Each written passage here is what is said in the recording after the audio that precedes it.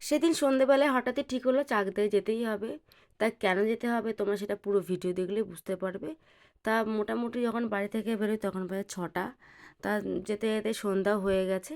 তা চাকদা যাওয়ার সময় এই রেস্টুরেন্টটা পেয়ে গেলাম। তার নাম হচ্ছে লাভ ডিস্তো। তা লাভ ডিস্টোতে গিয়ে আমরা খেয়েছিলাম হচ্ছে কফি। আর যেহেতু হাতে একটু টাইম ছিল না তাই আর অন্য কিছু অর্ডারই করিনি, শুধু কফিটাই খেয়েছিলাম।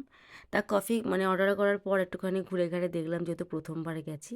তো ওখানে গিয়ে আমার সবথেকে পছন্দ হয়েছিল এই মোড়ার চেয়ারটা। সত্যি বলছি এখনকার দিনে এসব চেয়ার আর দেখা যায়? দেখাই যায় না। তা সবার সাথে গল্পগুজব করতে করতে আর জায়গাটা পুরোপুরি ঘুরতে ঘুরতে আমাদের কফিটা দিয়ে দিয়েছিল।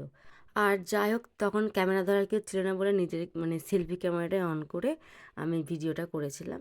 তা এখানে কফি টফি খেয়ে তারপর আমরা রওনা দিয়েছিলাম চাকদার দিকে।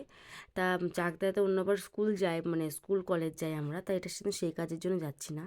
তোমরা এবার বুঝতে পারবে আমি সেদিনকে চাকদায় কেন গেছিলাম। তা সেদিন চাকদায় গেছিলাম আমরা লেন্স কার্টে চশমা বানাতে। তাই হচ্ছে সেই চাকদার লেন্স কার্ট। আর যেহেতু কৃষ্ণনগরের লেন্স কার্ট নেই বলে আমাদের চাকদাতে যেতে হয়েছিল। এই যে সন্ধ্যাবেলাটা ঘোরাও হলো একটু আমাদের।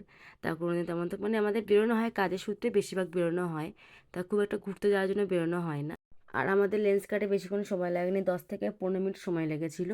তা তার মধ্যে আমাদের সব কাজই মিটে গেছিলো। আর চশমাটা বলেছিল কি আমাদের কৃষ্ণনগরে কুরিয়ার করে দেবে। তারপর সব কাজ মিটতেই বাড়ির দিকে রওনা দিয়েছিলাম। তা বাড়ি ফিরতে মোটামুটি 8:30 15টা বেজে গেছিলো, খুব একটা দেরি হয়নি। তো এই ভিডিওটা আমি এখানে শেষ করছি, আবার দেখাবো অন্য কোনো ভিডিওতে। তা তোমাদের ভিডিওটা কেমন লেগেছে অবশ্যই কিন্তু কমেন্ট করো।